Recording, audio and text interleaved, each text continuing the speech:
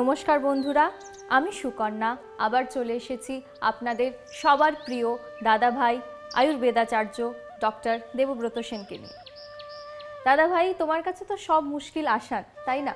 আমরা তো জানলাম সান প্রোটেকশন আমরা কিভাবে নেব। এইবারে এই যে আমাদের হাইপার পিগমেন্টেশন বা রিঙ্কলস, অ্যান্টি এজিং, এর ব্যাপারে তোমার অ্যাডভাইস নিয়ে আমরা পরম্পরার হাত ধরে কিভাবে এটা আমরা মুক্তি পাবো সেটা যদি তুমি অ্যাডভাইস করো। একদম সুকন্যা, দেখো আমাদের ত্বক হচ্ছে আমাদের কাছে ভীষণ ভালোবাসার, ভীষণ যত্নের। ছোট বাচ্চাদের আদর করতে ভালোবাসো না? একদম। তার কিন্তু আরেকটা কারণ থাকে, ওই বেবি সফট তুলতুলে স্কিনটার জন্য, তাই না? তো বেবি সফট স্কিন আমাদের ভীষণ রকম ভালোবাসার, কিন্তু এই বেবি সফট স্কিন কোথায় যেন সময়ের সাথে হারিয়ে যায়, এবং এই হারিয়ে যাওয়ার কারণগুলো নিয়ে আমরা কিন্তু ভীষণ রকম বিশ্লেষণ করছি বিগত এপিসোডগুলোতে।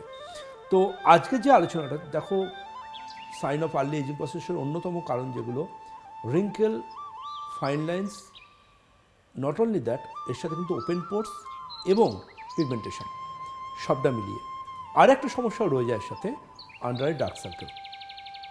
এই পাঁচটা সমস্যার সমাধান আমি অ্যাট এ গ্লান্স বলবার চেষ্টা করব।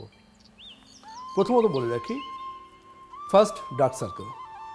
ডার্ক সার্কেল রাত জাগলে যত না হয় তার থেকে অনেক বেশি হয় অন্য একটা সমস্যায়। সেই সমস্যাটা হচ্ছে যাদের ক্রনিক সাইনোসাইটিস থাকে, যাদের একদিকের নাক বন্ধ থাকে সেদিকে চোখের নিচে ডার্ক সার্কেল আসবে। এটা মোটামুটিভাবে প্রমাণিত যে যদি নেজাল কনজেশন থাকে বা যদি সাইনোসাইটিসের মতো সমস্যা থাকে সেক্ষেত্রে কিন্তু ডার্ক সার্কেল আসবে। সুতরাং ডার্ক সার্কেলকে শুধুমাত্র আমরা রাত্রে ঘুম হচ্ছে না মানে ডার্ক সার্কেল, এটা কিন্তু একদমই প্রচলিত একটা সাধারণ প্রবাদ, এর বাইরে কিছু নয়। কিন্তু ম্যাটারটা যেটা থাকে সেটা হচ্ছে রিঙ্কেল, ফাইন লাইন্স, সেগুলো তো অবশ্যই যেটা 60 বছরে আসার কথা সেটা যদি কারো 30 বছরে চলে আসে তো দুশ্চিন্তার কারণ। এটার কারণ হিসেবে মডার্ন রিসার্চ বলছে যে আমাদের কথা বলার স্টাইল। আমার এখানে দুটো প্রমিনেন্ট লাফ লাইন তখনই আসবে যখন আমি কথা বলবার সময় জায়গাটাকে আমি কুঁচকোবো, বা হাসবার সময় আমি জায়গাটাকে কুঁচকোবো। সুতরাং প্রত্যেকটা মানুষের উচিত ফেসিয়াল, দেখুন অনেকে মুখে মাসাজ করেন, মুখে মাসাজ করার থেকে অনেক বেশি গুরুত্বপূর্ণ যদি কথা বলার স্টাইল বা হাসবার স্টাইল এগুলোকে আয়নার সামনে দাঁড়িয়ে কেউ রেকটিফিকেশান করে, যেটা কিন্তু করতে হবে টিনেজ থেকেই। তো আলটিমেটলি ফাইন লাইন্স বা রিঙ্কেল দেখবে সেখানেই আসে যে জায়গাগুলো ধরো তারা প্রচণ্ড হাসবার সময় মুখটা কুঞ্চিত করেন, তাদের দেখবে সেখানে ফাইন লাইন্স আসছে। নর্মাল স্কিনেও যারা কথা বলার সময় ভ্রু কুচকে কথা বলেন তাদের কপালে দেখবে নর্মাল কন্ডিশনেও দাগটা চলে এসছে। তেমন কথা বলার সময় অনেকে চোখ কুচকে কথা বলেন, তাদের আন্ডার আইও দেখবে রিঙ্কেল চলে আসছে। আবার কিছু ক্ষেত্রে দেখবে এটা সেটা যারা খুব ডায়েটিং করেন, ভীষণ রকম ডায়েটিংয়ের মধ্যে আছেন, কিটো ডায়েটিং বলতে পারো, এরকম ডায়েটিংয়ের মধ্যে আছেন, তারাও লক্ষ্য করে দেখবে যে চোখের নিচে কিন্তু কুচকোনো ব্যাপারটা চলে আসে। তার মানে বডি ফ্যাটটা রিডিউস হলেও কিন্তু রিঙ্কেল, ফাইন লাইন্স আসছে। তাহলে এটার জন্য সমাধান কি হতে পারে, যে সমাধানটা সাইন অফ আর্লি এজিং প্রসেসকে কমব্যাট করতে পারে, অর্থাৎ আমাদের ফাইন লাইন্স, আমাদের রিঙ্কেল, কিছুটা ডার্ক সার্কেল এবং তার পাশাপাশি পিগমেন্টেশনটা আলাদা করে বলছি, এই সমস্যাগুলোকে আটকাতে পারে। পিগমেন্টেশন নিয়ে যখন আমি বলবো তখন কিন্তু ধরে নেবো দুটো জায়গায়, সেটা হচ্ছে অলরেডি একটা বলেছি সানলাইট এক্সপোজার, আরেকটা কারণ থাকে যেটা কিন্তু হরমোনাল। পোস্ট মেনোপজাল সিন্ড্রোমে কিন্তু দেখা যায় যে যখন শরীরে ইস্ট্রোজেন তৈরি মোটামুটি বন্ধ হতে চলেছে তখনও কিন্তু পিগমেন্টেশন অনেক ক্ষেত্রে দেখা যায়। তুমি লক্ষ্য করে দেবে পিগমেন্টেশন কিন্তু খুব কম টিনেজার বা 20 বা 30-তে আসে। পিগমেন্টেশনটা লক্ষ্য করে দেখবে পুরুষদের থেকে মহিলাদের বেশি আসে, এবং ওটা আসে কিন্তু অ্যাবাভ 40 বা 45, তাদের পিগমেন্টেশনের প্রবণতা বাড়ে।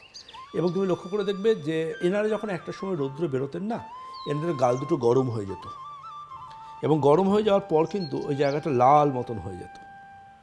বাড়ি আসার পর জায়গাটা ব্রাউনিশ দেখতেন তারা আয়নায়। কনজিকিউটিভ ডে মর্নিংয়ে কিন্তু নর্মাল স্কিন হয়ে যেত। তখন কিন্তু তারা স্কিনের প্রয়োজনীয় ট্রিটমেন্টটা করেননি। যখন গালটা বুঝতে পারছেন যে হাতটা গরম না হয় গালটা কেন গরম হচ্ছে, তখন কিন্তু সেই সময় অ্যালার্ট হতে হতো। তাহলে ক্রমাগতভাবে স্কিন যদি এতটা হাইপার সেন্সিটিভ থাকে সানলাইট এক্সপোজারে, তিনি যদি প্রপার কোনো কিছু ঠিকঠাক ব্যবহার না করেন, তাহলে আলটিমেটলি কিন্তু একটা সময় গিয়ে কিন্তু স্কিনের মধ্যে পিগমেন্টেশন আসতে শুরু করবে। এবং এই পিগমেন্টেশন সানলাইট এক্সপোজারের জন্য যেমন হয় তেমন আবার দেখা যায় হরমোনাল কজও দায়ী হতে পারে। তো ম্যাটারটা এটা, পিগমেন্টেশন এসে গেছে, আর পিগমেন্টেশনটাকে আমরা কীভাবে কমব্যাট করব, বা রিঙ্কেল এসে গেছে কী করে রিঙ্কেলটা সারাবো।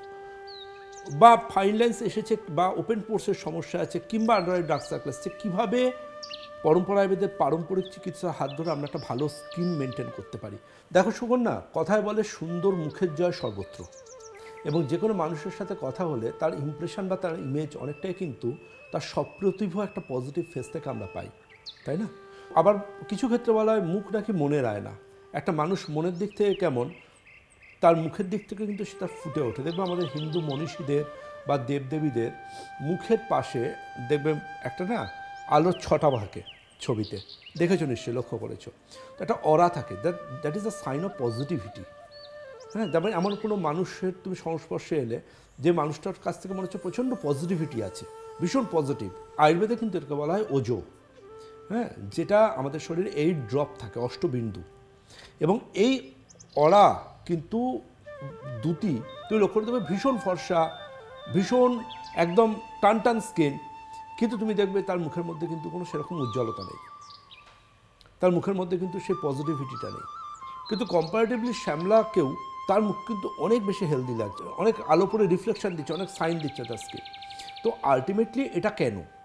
এটার জন্য প্রথম প্রয়োজন কিন্তু ফার্স্ট যে খাদ্যের একটা বড় ভূমিকা আছে, লাইফস্টাইলের একটা ভূমিকা আছে। আয়ুর্বেদে বলে দিনচর্যা, ঋতুচর্যা, অর্থাৎ 24টা ঘন্টা তুমি কেমনভাবে কাটাচ্ছ, আর একটা সিজন, যেমন ধরো বর্ষাকাল বা শীতকাল বা গ্রীষ্মকাল, ওই সিজনটা তুমি কীরমভাবে কাটাচ্ছ, এটা খুব ইম্পর্ট্যান্ট। এই যে আমার হাতে ঘড়ি পড়ে আছে, এই ঘড়িটা কিন্তু আমার শরীর চেনে না, পৃথিবী চিহ্ন শরীর চেনে না। আমার শরীরের মধ্যে কিন্তু একটা ঘড়ি আছে, যে ঘড়িটার নাম বায়োলজিক্যাল ক্লক। আয়ুর্বেদের দিনচর্যা, ঋতুচর্যাতে এই ঘড়িটাকে আমাদের রেসপেক্ট দিতে হবে। অর্থাৎ কখন আমরা ঘুমোবো, কখন ঘুম থেকে উঠবো, কখন আহার গ্রহণ করব, এবং কীরম আমরা কিভাবে দিনটা কাটাবো, কীরম মানুষদের সাথে মিশবো, কাদের সাথে মিশলে আমাদের মধ্যে পজিটিভ অরা আসবে, কাদের সাথে মিশলে আমার পজিটিভিটি ড্রেন হয়ে যাবে, এটা খুব ইম্পর্ট্যান্ট। এবং যতক্ষণ না আমরা এটা না বুঝতে পারবো, ততক্ষণ কিন্তু আমরা বেটার টুমোরো আমাদের লাইফে আনতে পারবো না। এবং এই বেটার টুমোরোটা আনবার জন্য কিন্তু আমার শরীরের স্ট্রেস হরমোনগুলোকে রিডিউস করতে হবে, আর তার সাথে প্রপার খাওয়া দাওয়া করতে হবে। খাওয়া দাওয়ার মধ্যে এরকম নয় যে দেখো আমাদের শরীরে কিন্তু, গড় তো খুব বড় ইঞ্জিনিয়ার, আমাদের শরীরে কিন্তু ফ্যাটকে হজম করে নেওয়ার ক্ষমতা রয়েছে, কিন্তু গড় যখন আমাদের তৈরি করেন তখন কিন্তু পিজা বার্গারের কথা গড়ও ভাবেননি। তো আলটিমেটলি আজকে আমাদের শরীরে যে পরিমাণ স্যাচুরেটেড ফ্যাট যাচ্ছে বিভিন্নভাবে, তো আলটিমেটলি তার এফেক্ট কিন্তু আমাদের লিভার বলো, আমাদের স্কিন বলো, আমাদের সব অর্গানে আসছে। এবার যখন ডায়েটটা আমরা মনের জোর নিয়ে করতে যাচ্ছি, তখন এতটা আনসাইন্টিফিক করে ফেলছি যে আমাদের চোখের নিচে রিঙ্কেল পর্যন্ত চলে আসছে। সুতরাং খাবারের দেখো আমাদের দৈনন্দিন জীবনযাত্রায় ফ্যাটেরও প্রয়োজনীয়তা আছে, প্রোটিনেরও প্রয়োজনীয়তা আছে, কার্বোহাইড্রেটের প্রয়োজনীয়তা আছে, সব কিছু প্রয়োজনীয়তা আছে, কিন্তু প্রত্যেকটাই একটা মাত্রা পর্যন্ত, তার বেশি হলে সমস্যা। যেমন ধর অ্যাজ এ ডক্টর আমি বলি যে ডায়াবেটিক ডায়েট বলে কিছু হয় না। Low calorie diet is diabetic diet. Low calorie diet সবার জন্যই করা উচিত, কারণ তুমি যদি লো ক্যালোরি ডায়েট করো তুমি ভালো থাকবে এন্ড অফ দ্য ডে।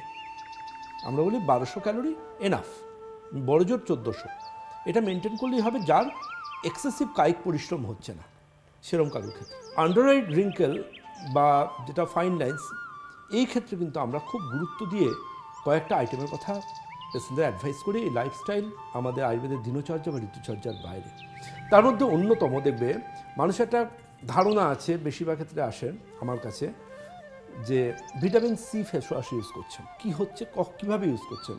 না vitamin C face wash use করছি ডক্টর সেন, ওটা ইউজ করার পর জল দিয়ে ধুয়ে নিচ্ছি।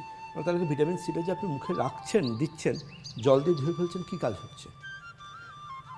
আমাদের স্কিন ভিটামিন সি এর কাছে ভীষণ রকম ঋণী, কারণ ভিটামিন সি আমাদের স্কিনের fine lines, dark circle, pigmentation থেকে শুরু করে যে কোনো আর্লি এজিং প্রসেসকে আটকানোর ক্ষমতা রাখে। কিন্তু দেখতে হবে সেটা কীভাবে আপনি নিচ্ছেন, কোন রকমভাবে আপনি নিচ্ছেন, কত মাত্রায় নিচ্ছেন। আমাদের যেরকম লাইফস্টাইল, এখনকার দিনের টিনেজারদের যেভাবে রাত জাগার প্রবণতা, যেরকম ফুড হ্যাবিট, এর জন্য আমাদের কিন্তু এমন একটা ভিটামিন সি সিলেক্ট করতে হবে যে ভিটামিন সিটা কিন্তু আমাদের স্কিন যার কাছে খুব থ্যাঙ্কফুল থাকবে, তাই না? তো ওই ভিটামিন সিটার জন্য আমরা কিন্তু অ্যাডভাইস করি 5% নয়, 20% নয়, 15% নয়, 30% নয়, আমাদের ওই সেই যেটা আমরা এসপিএফের ক্ষেত্রে বলেছিলাম যে কোন ভিটামিন সিটা আপনার জন্য আদর্শ হতে পারে, এবার সেটা বলছি। আমাদের স্কিনের জন্য কিন্তু বিশেষ করে আমাদের ইস্টার্ন ইন্ডিয়া, আমাদের এই ওয়েস্ট বেঙ্গল, কিংবা আমাদের উড়িষ্যা বা বিহার, ঝাড়খণ্ড এইসব এলাকার জন্য কিন্তু আমরা সাজেস্ট করি আপনার স্কিনের কাছে সবচেয়ে গুরুত্বপূর্ণ 10% ভিটামিন সি, এবং সেটা অবশ্যই সেরাম ফর্মে হতে হবে, ফেস ওয়াশ ফর্মে নয়। ভিটামিন সি সেরাম ড্রপারে করে নিয়ে মুখটা খুব ভালোভাবে আগে পরম্পরার ফেস ওয়াশ দিয়ে ক্লিন করতে হবে, তারপর ওই সেরামটা ড্রপারে করে দিয়ে জেন্টাল একটু হালকা মাসাজ। আমি একটা অ্যাডভাইস করি, তিনি স্বপ্নের স্কিন পেতে পারেন যিনি 24 ঘন্টায় 24টা মিনিট নিজের স্কিনকে স্বার্থপরের মতো ভালোবাসবেন। মানে স্বার্থপরের মতো মানে ওই 24টা মিনিট তিনি কিছু দেখবেন না, সেটা রাত্রে 12:30 মিনিট, সকালে ঘুম থেকে উঠে 12:30 মিনিট, এই দুটো সময় ভীষণ প্রয়োজন। আমাদের স্কিন আমাদের কাছ থেকে ওই সময়টা কিছু পেতে চায়। তো রাত্রিবেলা শুতে যাওয়ার সময় যদি আমরা ভিটামিন সি সেরাম অ্যাপ্লিকেশন করি এবং যেটা 10% হবে, তাহলে কিন্তু আমি বিশ্বাস করি যে আমাদের স্কিন কিন্তু খুব দ্রুততার সাথে একটা প্রপার অ্যান্টি এজিং ট্রিটমেন্ট পাবে। কিন্তু মাল্টিপল এক্সট্র্যাক্ট এবং মাল্টিপল লাইন অফ ট্রিটমেন্ট ভীষণ প্রয়োজন আর্লি এজিং প্রসেসের ক্ষেত্রে। তার জন্য পরম্পরাভেদের 10% ভিটামিন সি সেরাম ছাড়াও আমরা অ্যাডভাইস করি হাইলোরিক অ্যাসিড সেরাম। ওটা আবার হতে হবে 1.5%। ওটা আমাদের স্কিনের জন্য বেস্ট। হাইলোরিক অ্যাসিড সেরাম আমাদের ত্বকের মধ্যে টান টান ব্যাপারটা ফিরিয়ে আনে। দেখবে অনেকের ক্ষেত্রে না কিছুই সেরকম খাচ্ছেন না, স্লিম চেহারা, কিন্তু মুখের মধ্যে এই জায়গার এই যে জ লাইনটা এটা প্রমিনেন্ট হচ্ছে না, এখানে একটু ফ্যাট রয়ে যাচ্ছে, তার চোখের নিচে ঘুমতে করার পর একটা পাফিনেস চলে আসছে, তার মানে স্কিন কিন্তু ইলাস্টিসিটিটা হারাচ্ছে। এবার সেটাকে যদি আপনি ইগনোর করেন এটা কিন্তু গ্র্যাজুয়ালি বাড়বে। আবার যদি তিনি সেটা সম্বন্ধে সচেতন থাকেন তাহলে কিন্তু তিনি এটা কন্ট্রোল করবেন। এই টান টান ব্যাপারটা কিন্তু রাত্রে শুতে যাওয়ার সময় পরম্পরা আয়ুর্বেদে 1.5% হাইলোরিক অ্যাসিড সেরাম ভীষণ কনফিডেন্টলি কাজ করে। মানে আমি আমার পেশেন্টদের অ্যাডভাইস করে ভীষণ রকম হ্যাপি। ধন্যবাদ দাদা ভাই। তাহলে বন্ধুরা শুনলেন 24 মিনিট নিজের জন্য সঙ্গে পরম্পরা আয়ুর্বেদিক।